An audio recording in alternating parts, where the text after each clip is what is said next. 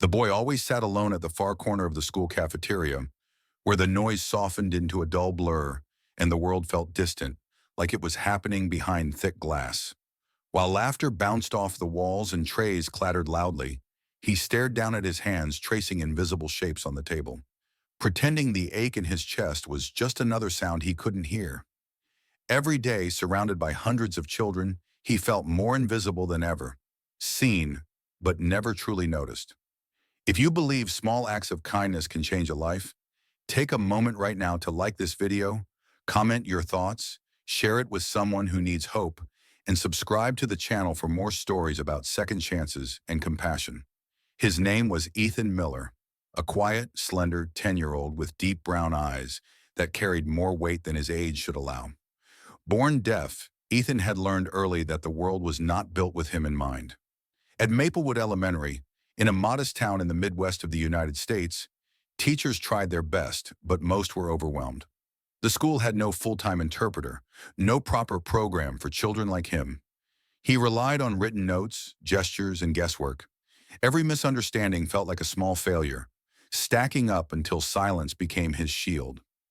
Ethan's mother had passed away when he was 6, taken by a sudden illness that left behind more questions than answers. Since then, life had been a careful balancing act between grief and survival. His father worked long hours, and while he loved Ethan deeply, he didn't know sign language beyond a few basic gestures.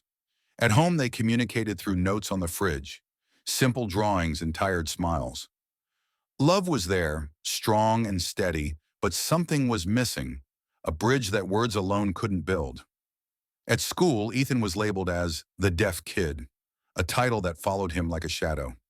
Some children were curious, others uncomfortable, and a few cruel. Group projects became moments of quiet panic. Playground games moved too fast. Rules shouted instead of shown. Teachers often forgot to face him while speaking, their words lost before he could read their lips. Each day, Ethan shrank a little more into himself, learning that loneliness could exist even in the middle of a crowd. Then one rainy Tuesday, the routine cracked. That morning, Daniel Carter, a single father in his late 30s, stood in the school office filling out a volunteer form. Daniel had kind eyes, permanently tired, the kind of tired that comes from working nights and raising a child alone. His wife had died in a car accident 4 years earlier, leaving him to raise their daughter with a heart full of love and a constant fear of not being enough. Volunteering at school had become his way of staying close to his daughter's world, of feeling useful in a life that had been reshaped by loss. As Daniel waited, he noticed Ethan sitting on a bench near the wall, backpack clutched tightly, eyes fixed on the floor. Children rushed past him, laughing and shouting, but Ethan didn't react. Something about the boy's stillness struck Daniel deeply. It reminded him of how grief had once made his own home unbearably quiet. He asked the secretary about the child, and when he learned Ethan was deaf and often isolated, a quiet resolve settled in his chest.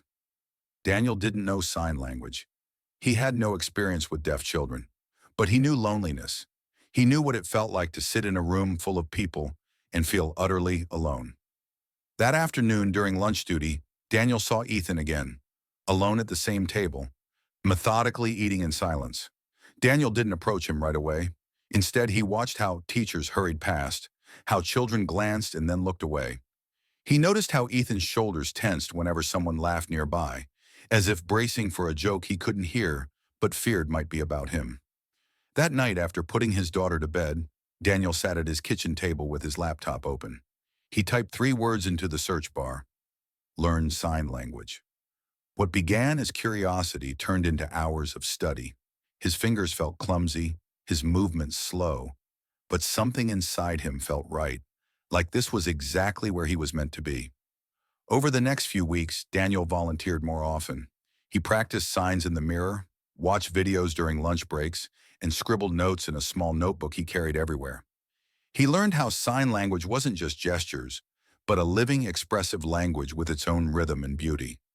The more he learned, the more he realized how much Ethan had been missing. Not intelligence or ability, but access.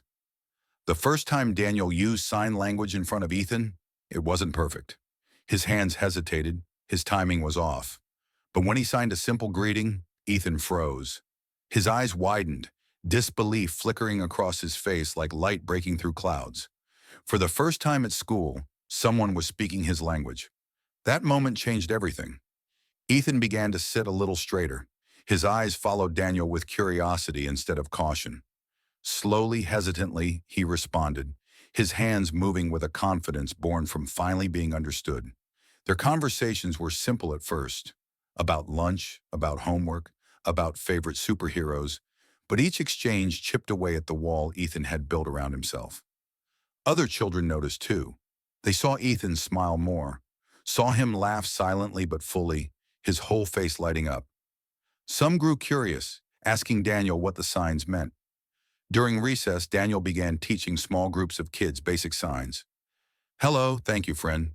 What started as one man's quiet mission became a ripple of inclusion spreading through the school. Teachers took notice. Meetings were held. Discussions started about resources, about interpreters, about doing better. Ethan's world, once so small and quiet, began to expand. But change is never without struggle. There were setbacks, days when Daniel felt overwhelmed, when learning sign language after long shifts felt impossible. Days when Ethan slipped back into silence after being teased or misunderstood. Progress was not a straight line, yet each time they both showed up again, hands ready, hearts open. One afternoon during a school assembly, something extraordinary happened. The principal announced a new initiative, a weekly sign language club open to all students.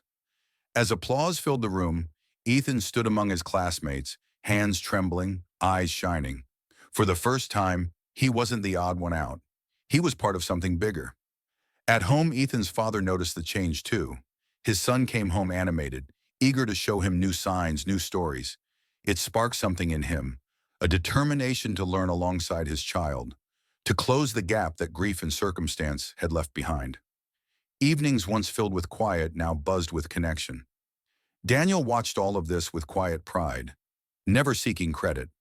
To him, it was never about being a hero. It was about seeing a child and choosing not to look away. As months passed, Ethan no longer sat alone in the cafeteria. He sat with friends, hands moving quickly, laughter shared in a language once ignored. His confidence grew, his grades improved, and the weight he carried for so long began to lift. If this story has touched your heart even a little, please take a moment to like the video, share it with someone who needs hope, and subscribe to support stories that remind us of the power of compassion. Near the end of the school year, during a small ceremony celebrating volunteers, Daniel stood awkwardly at the back of the room. When Ethan walked onto the stage to receive an inclusion award, he looked out at the crowd and found Daniel's face. With steady hands, Ethan signed two simple words that needed no sound to be heard. Thank you. Daniel felt tears blur his vision, understanding fully that some of the most powerful moments in life happen in silence. Before this video ends, we have a special request. Please comment "Kindness Matters" below if you believe that one person can change a child's world. Ethan's story is not just about deafness or sign language. It's about being seen. It's about how one person's decision to learn, to step outside comfort, can rewrite someone else's future. In a world full of noise, sometimes the most meaningful change begins when someone chooses to listen with their heart. And as Ethan walked home that day, surrounded by friends, the silence no longer felt empty. It felt full of possibility.